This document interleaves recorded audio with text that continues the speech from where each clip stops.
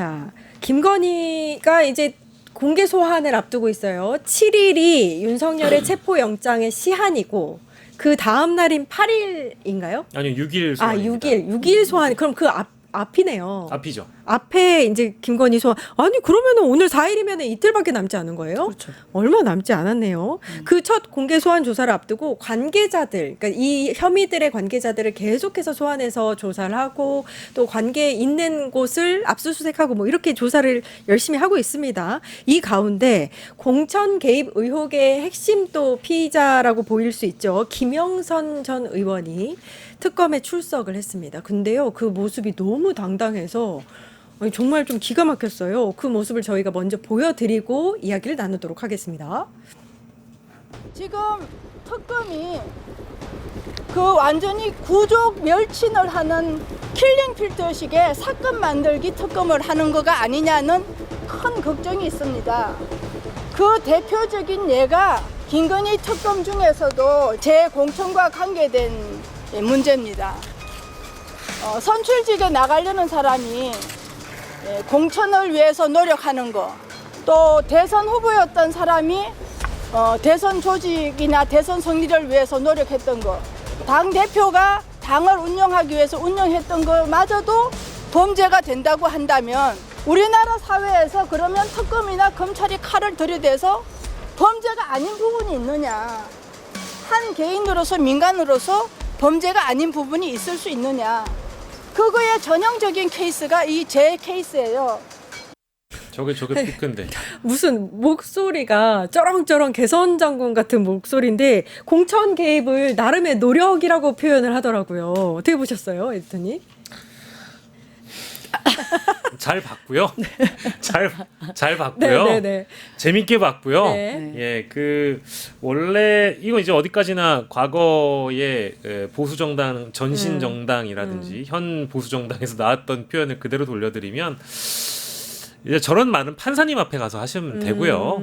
예, 그리고 구치소 가보면요 다 자기가 죄가 없다고 주장합니다. 네. 그래서 김영선 씨의 경우에는 이미 검찰 조사도 여러 차례 받았고 실제 특검 조사를 앞두고 있는 상황인데 기존에 있었던 정치자금법 위반 문제와는 또 별개로 또 공직선거법 말고도 또 다른 혐의로 또 기소될 수 있는 여러 가지 가능성들이 있는 인물이라는 점 다시 한번 말씀드리고, 사실 과거에 김영선 씨의 통화 내용이라든지 카카오톡 내용 뭐 등등 여러 가지 이제 디지털 증거라고 볼 수 있는 만한 것들은 이미 국민 여러분들 다 보셨어요. 김영선 전 의원이 저렇게 당당하면 왜 명태균 씨에게 세비 반띵을 해줬습니까? 아니 그냥 그거 한마디로 끝나는 문제 아닌가요? 강하다. 그러니까 제가 판단하기엔 그렇습니다. 그래서 뭐 더 거론할 필요가 없는 그런 애잔한 모습이라고 봐야 될 것 같고요. 저 뒤에 사실 장면이 더 중요한데 판넬 같은 걸 들고 나오거든요. 저 뒤에 게 더 피크인데 판넬 같은 거 들고 하나하나 지금 보여드리고 있습니다. 네, 저런 거를 갖고 와가지고 저 뭐 길게 보실 필요 없고 무슨 핵심이 복주머니도 뭐냐면 아니고. 저걸 왜 저렇게 하고 있느냐. 네. 내가 죄인이면 강혜경 씨도 죄인이다. 내가 범인이면 강혜경도 공범이다라는 주장을 하고 싶은 거예요. 네. 근데 저 김영선 전 의원의 주장과 맥을 유사하게 하고 있는 사람이 누구냐면 또 명태균이에요. 둘 다 어쨌든 검찰 수사를 과거에 받았고 같은 혐의였잖아요. 운명 공동체일 수밖에 없는 두 사람입니다. 김영선, 명태균. 근데 그 두 사람이 지목하는 것은 공익제보자 강혜경 씨예요. 왜 그럴까요? 그러니까 아까 말씀드린 대로 자신의 뭐 치부는 이미 다 드러난 상황이니까 뭐 과거에 자신이 지시하거나 지휘할 수 있었던 자기 수하의 직원이거나 보좌관이었다는 사람을 함께 이제 걸고 들어가서 너 죽고 나 죽자 하자라는 그림인데 그게 과연 그대로 적용이 될지 일단 저는 의문이고요. 저런 주장을 하는 저 정성도 노력이긴 노력인데 잘 봤습니다. 예, 특검이 알아서 잘 분별할 거고 특검 조사 받으러 가면 저런 당당한 태도는 발휘할 수 없을 겁니다. 그림이 굉장히 정성이고 그러니까 정성이라니까요, 저거. 약간 애썼네. 토마토인가 싶기도 하고 우리 토마토 이런 생각도 들고 좀 이게 아니, 보면은 선거 자금 계좌, 정치 자금 계좌, 사기, 운영비 계좌 뭐 이런 것들을 강혜경 씨가 뭔가 이제 빼돌렸다 뭐 이렇게 주장하기 위한 판넬인 것 같아요. 그 주장 뭐 열심히 하시면 되고요. 그게 본인이 이렇게 이야기하잖아요. 선출직에 나가려는 사람이 공천을 위해 노력하는 것이 범죄가 된다고 하면 한국 사회 범죄가 아닌 게 어딨냐 이런 식의 궤변을 늘어났는데요. 저도 지난 총선에서 공천을 신청했던 사람으로서 노력하죠. 당연히. 어떻게 노력하나? 합법적인 범주 안에서 노력을 합니다. 뭐 우리가 시민을 많이 만나거나 무슨 인쇄물을 발송한다던가 이렇게 합법적인 범위 안에서 노력을 하지 불법으로 누군가의 지시와 명령 그걸 또 하기 위한 노력 뭐 뇌물성 자금 뭐 이런 걸 제공해서 노력하는 건 노력이라고 하는 게 아니에요. 그게 불법인 것이고 우리가 다 기억하잖아요. 저 김영선이 좀 해줘라. 그게 바로 공천 개입인 겁니다. 우리가 전 국민이 다 들었잖아요. 김영선이 좀 해줘라 열심히 했는데 그게 대통령 권한 없는 그 대통령 당선인이 뭐 윤상현 공천관리위원장이든 누구든 이렇게 해서 압박을 줘서 공천이 됐고 실제로 의원이 됐잖아요. 그게 불법인 겁니다. 그러면 똑같은 예로 본인이 공천에 대한 노력으로 그런 짓을 했다라고 하면 그러면 돈 벌고 싶은 사람도 사기쳐도 되고요. 주가 조작해도 되는 겁니다. 같은 돈 벌려고 노력하는데 그게 뭐가 죄가 돼요? 이렇게 하면 모든 게 다 해결되는 거죠. 그러게요. 예. 그러면은 불법 비상 계엄도 아니 내가 좀 그 친위 권력 좀 더 유지하려고 불법 계엄한 게 뭐가 죄가 됩니까라고 한 윤석열의 그 논리랑 똑같은 거예요. 그래서 또 제가 또 한번 신기하고 재밌는 지점이 바로 이겁니다. 사람이 먹을 걸 잘 먹어야 돼요. 그러니까 못 먹을 걸 먹으면 안 돼요. 그럼 뇌가 썩습니다. 이 김영선 씨가 소위 말하면 물고기는 괄약근이 없기 때문에 수조에 있는 물은 물고기 똥물이거든요. 그 똥물 그렇게 막 퍼서 드시더니만 어떻게 머리가 어떻게 되신 건 아닌가. 먹는 거 방사능 조심해야 그때 된다. 수조물 네. 마셨던 그렇죠. 분이죠. 예, 예. 김영선 의원이 네. 그 말씀을 해주셨는데.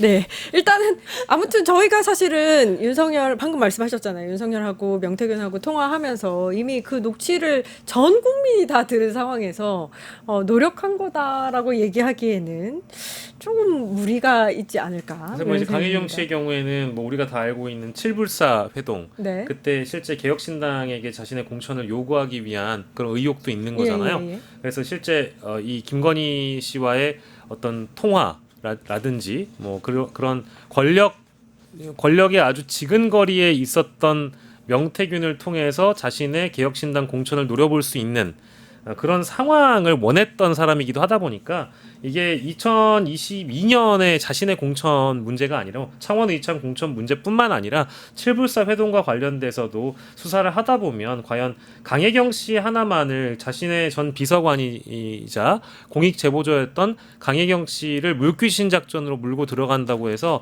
본인의 죄가 사해지거나 본인의 형량이 낮아지는 건 아니다. 이 말씀 드려야 되겠네요. 예. 지금 댓글에서 투데이님이 네. 임세은 소장님 마네킹 성대모사 한번 마네킹이 뭐예요? 이게 뭐예요? 김건희 얘기하는 것 같은데. 아 김건희요? 아. 김건희가 이제 이렇게 조금 이렇게 손을 많이 보셨잖아요. 아. 네, 여기저기를. 그러니까 이제 그 마네킹이라고 부르시는 것 같네요. 한번 그래도 아니, 무슨 부탁을 성대- 하시니까 갑작스럽긴 하지만 네 해주세요. 이거 윤석열이 들어와야 아, 그- 김건희야지. 여보가 한번 한번 해줘라. 어?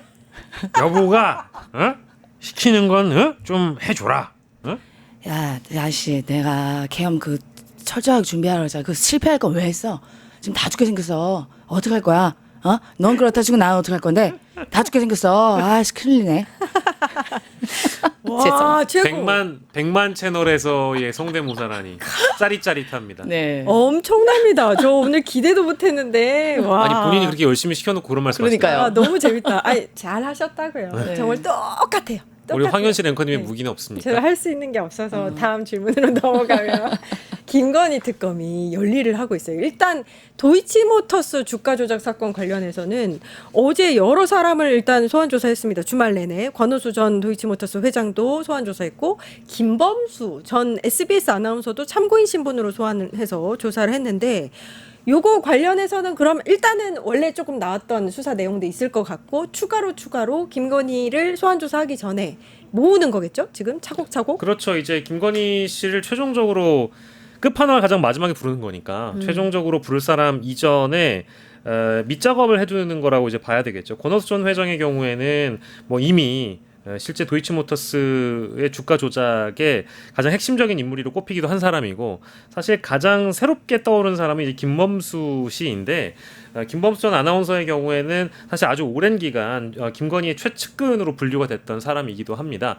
2011년부터였던 걸로 제가 기억을 하는데 그때 코바나 컨텐츠의 사내 이사를 3년 정도 했었고요. 2011년부터 2014년으로 알고 있고 또 2015년부터 2018년까지 총 합해서 6년 정도를 아마 사내 이사를 했던 걸로 알고 있어요. 근데 공교롭게도 이제 그 시기가 도이치모터스 주가 조작 시기와 이제 겹친다라는 대목이 특검에 포착된 것이고 실제로 근무했던 기간과 아까 제가 말씀드렸던 주가 조작 기간도 겹칩니다만은 두 사람이 함께 어떤 일을 코바나 컨텐츠에서 했는지 그러니까 가령 예를 들면 주가 조작을 위해서 선수들이 필요했고 자금이 필요한데 이 소식을 주변에 흩뿌려뜨리듯이 연예계나 문화계 쪽 인맥에게도 혹시 김범수 씨가 도이치모터스 관련돼 가지고 떠들어댔던 건 아니냐 이제 그런 일부 혐의점이 있다라고 하더군요. 이제 그 대목까지 한번 살펴볼 것 같은데요. 그래서 제일 중요한 건 김건희와 김범수의 어떤 주가 조작 관련된 공모가 있는지 그리고 그 이외에 이 정보를 사전에 다른 사람들에게 공유한 적은 있는지 이런 것들까지도 함께 조사를 해봐야 될 것 같습니다. 오늘 한국일보 단독 보도 중에서 네. 김예성, 네, 네. 김건희의 집사로 집사. 알려져 있죠. 네. 귀국 초읽기에 들어갔다 이런 얘기가 있었어요. 그러니까 자녀를 돌볼 가족이 베트남행을 준비하고 있고 이제 베트남에 가서 자녀를 맡기고 뭐 이제 귀국할 것이다. 뭐 이렇게 기사가 나왔는데 그리고 김예성 씨 측에서 변호사를 통해서 46억 엑시트 46억의 용처도 소명하는 의견서를 제출을 했다고 합니다. 근데 좀 이렇게 김건희 특검이 할 일이 굉장히 많은데 관련한 혐의들을 좀 하나씩 조사에 들어간 것 같아요. 네, 지금 아까 뭐 김범수 전 아나운서를 비롯해서 이제 김예성 씨 이렇게 줄줄이 이제 소환이 목적에 있는데요. 그야말로 김건희의 남자들의 시간이다라고 보여집니다.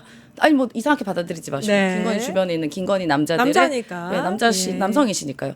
예, 시간이 이제 돌아오고 있고요. 김예성 씨 같은 경우도 지금 베트남에서 뭐 이렇게 그 거주를 계속 옮겼다고 해요. 옮겼다고 하는데 이렇게 말로는 지금 언플로 뭐 들어와서 소환 받고 소명하겠다고 하는데 말만 하지 말고 그때 빨리 들어오시면 됩니다.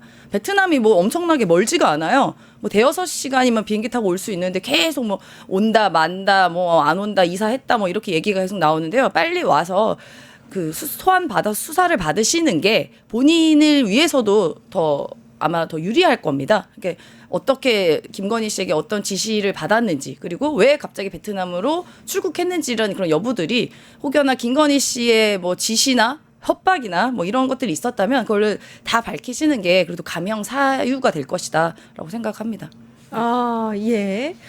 그 내란 특검도 얘기를 짧게 한번 나눠볼 텐데 노상원 관련 조사를 굉장히 열심히 하고 있는 듯한 모습입니다. 노상원 수첩이 유명하잖아요. 북의 공격을 유도 뭐 이렇게 써 있었고 그 이제 누구누구를 잡아들이는 한 100여 명의 명단이 나왔던 수첩이기도 하고요.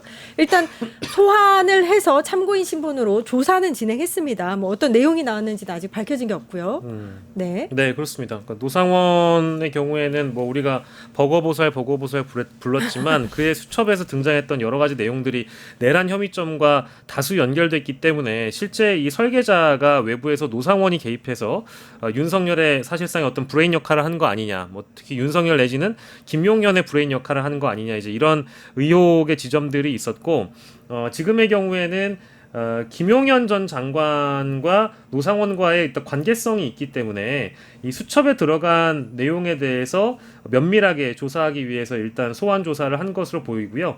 일단은 뭐 참고인 신분으로 지금 소환을 하긴 했습니다만은 가장 유력한 용의자이자 피의자로 또 분류되고 있는 사람이기 때문에 수첩 내용에 대해서 더 면밀하게 조사할 거라고 보고 이 노상원 수첩에 등장한 여러 내용들 중에 가장 우리가 핵심적으로 이제 기억하고 있는 것은 결국 외환 혐의잖아요. 예. 그러니까 외환 혐의에 대한 부분은 조금 시간을 두고 내란 특검 쪽에서 조사를 하고 있는 그런 상황인데 기존까지 조사했던 내용들은 대부분 무인기나 드론 작전과 관련된 내용에 좀 포커스가 맞춰져 있다라고 한다면 이 무인기 작전에 혹시나 노상원의 그 뭐 개입이나 이런 것들이 김용현을 통해 있었느냐. 그러니까 노상원이 정보를 제공하고 아이디어를 제공해서 김용현이 김용대 드론작전 사령관에게 직거래를 터서 직접 지시하는 그림으로 무인기 작전이 실행됐다라고 한다면 노상원도 참고인이 아니라 피의자가 될 가능성도 높다라고 봐야 되겠죠. 네. 그리고 또 특이한 게 특검이 이 노상원이 여러 차례 이제 그 뭔가를 조언을 구했던 비다나 씨 무속인 네, 네. 또 이제 참고인 신분으로 소환해서 조사를 했어요. 여기에도 뭔가 정보가 있나 보죠? 그렇겠죠. 그러니까 그러니까 아마도 불법 비상계엄 관련해서 비다나 씨나 이런 분에게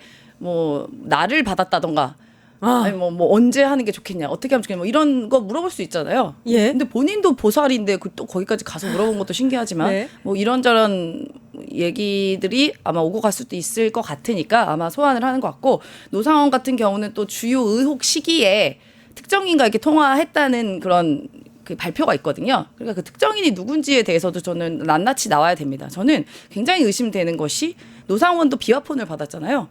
김건희 씨랑은 통화 안 했을까? 김건희 씨랑도 통화했을 것 같거든요. 그래서 그 부분도 정말 봐야 될 것이고, 그 비화폰이 사실 풀려면 풀 수 있어요. 안에 그 통화 내역 정도는요. 그래서 그 비화폰도 풀어지면 특정인이 왜 통화했는지 특정인가 그 부분도 확인할 수 있을 것 같습니다. 알겠습니다. 일타정치 여기까지 하겠습니다. 박영실 시사 에디터, 임세은 전 청와대 부대변인 고생해 주셨습니다. 감사합니다. 고맙습니다. 네. 이어서 곧바로 끝내주는 경제가 방송되는데요. 그 사이에 오늘 이제 본회의에서 국민의힘이 방송 3법을 저지하기 위해서 필리버스터를 시작을 했잖아요. 그 본회의장의 모습을 생중계로 잠시 틀어드릴게요. 저희 끝장 뉴스는 내일 오후 4시 50분에 다시 찾아뵙겠습니다. 함께해 주신 여러분 감사합니다.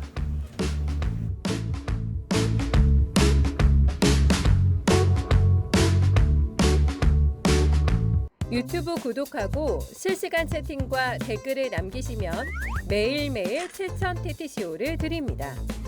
참여 방법은 통통물 어플을 다운로드하고 회원가입과 로그인을 해주세요.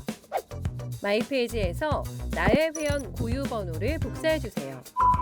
유튜브 구독 후 실시간 채팅이나 댓글창에 고유 번호를 한 번만 입력하면 준비 끝! 지금 유튜브 채팅과 댓글 쓰기 참여하고 7,000TTCO 받아가세요.